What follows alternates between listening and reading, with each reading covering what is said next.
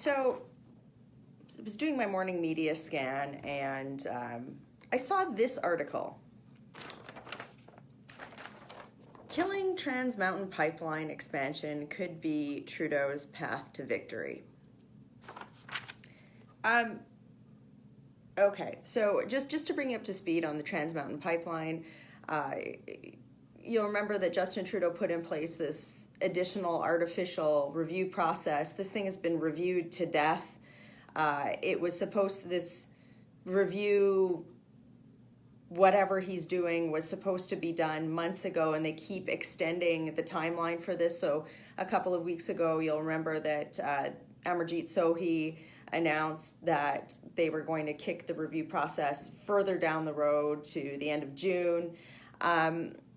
So to read this, killing TransMountain pipeline expansion could be Trudeau's path to victory.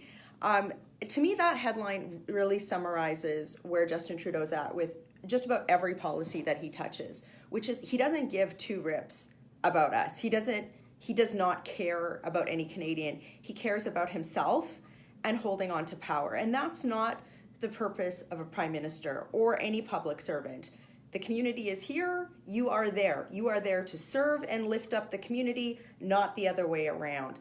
And, you know, I see this on immigration. I see Justin Trudeau exploiting the immigration system and immigrants themselves for political gain. But I've got to speak to you as a Calgary MP this morning because this makes me furious. So first of all, it was written by a guy that ran Stéphane Dion's leadership campaign. I think he had some issues with the lobbyist commissioner. He's a lobbyist now, but this is a trial balloon. Make no mistake, this type of a thing is a trial balloon to see how you're going to react. But I want to read you a couple of lines out of this particular article. Killing TransMountain pipeline expansion could be Trudeau's path to victory.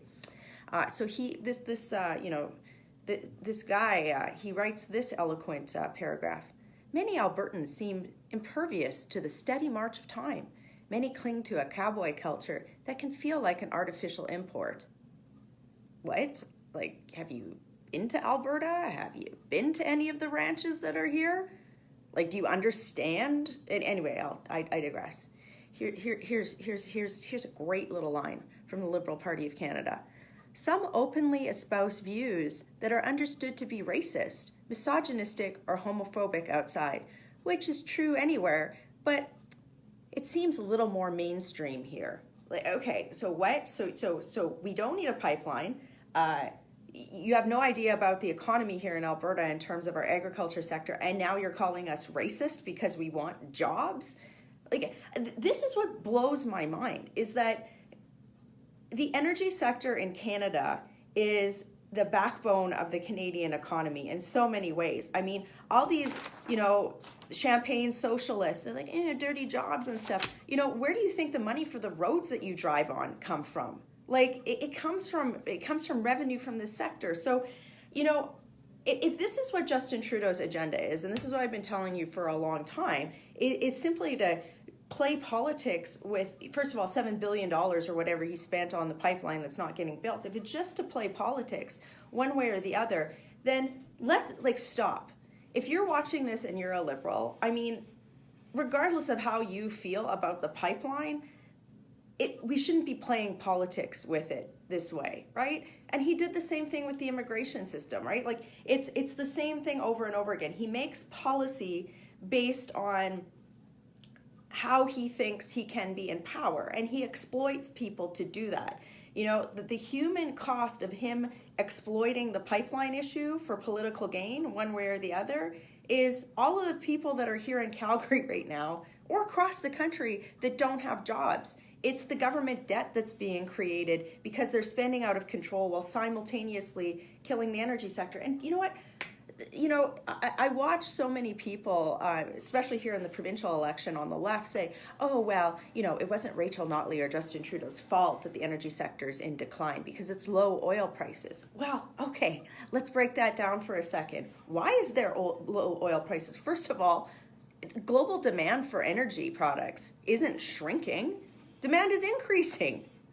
We have the product here. Why are we getting such low prices for it? It's because we only sell to one market. That's the Americans. That's why we need pipelines to other markets. So for them to put in place, all of these, like when I opened up this video and I talked about Amarjeet Sohi's, review process that has no discernible outcome, putting in place these types of punitive policies, Bill C-69, the No More Pipelines Act, the tanker ban, all of these things, what does that do? It prevents us from getting our product to other markets to get more better price for it.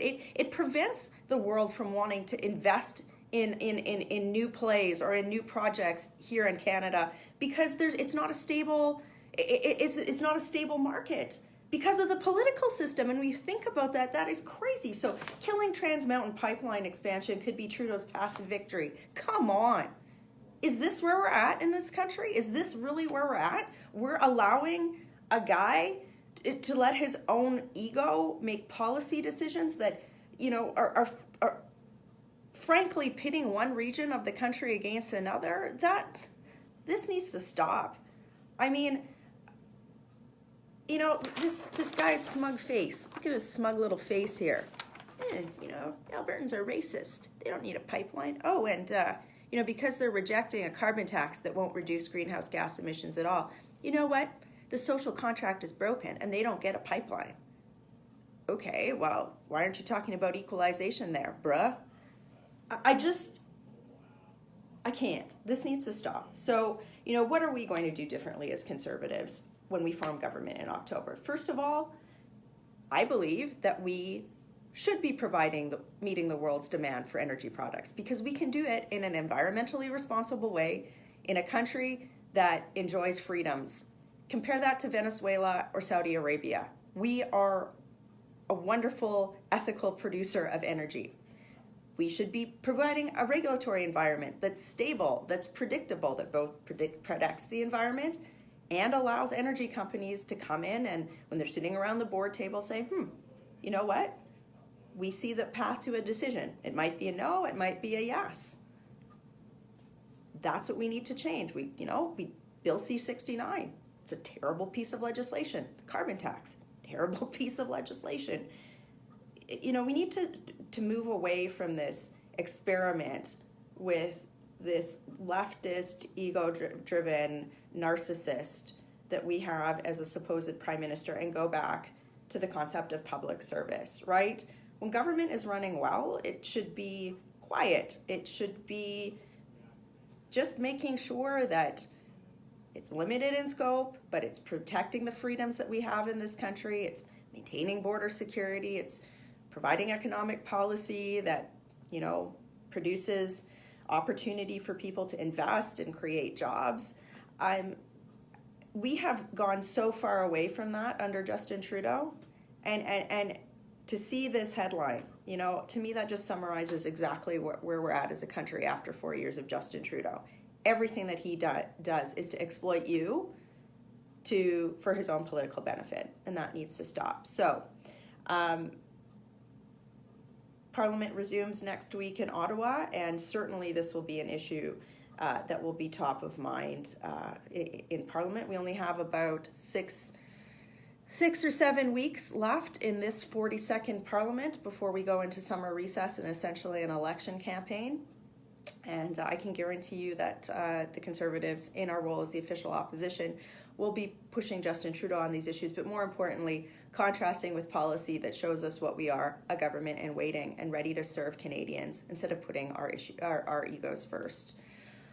I'm in Calgary today. I'm going out and meeting with a bunch of my constituents, and I can tell you they're talking about this article. Working hard for you in Calgary. Have a great day.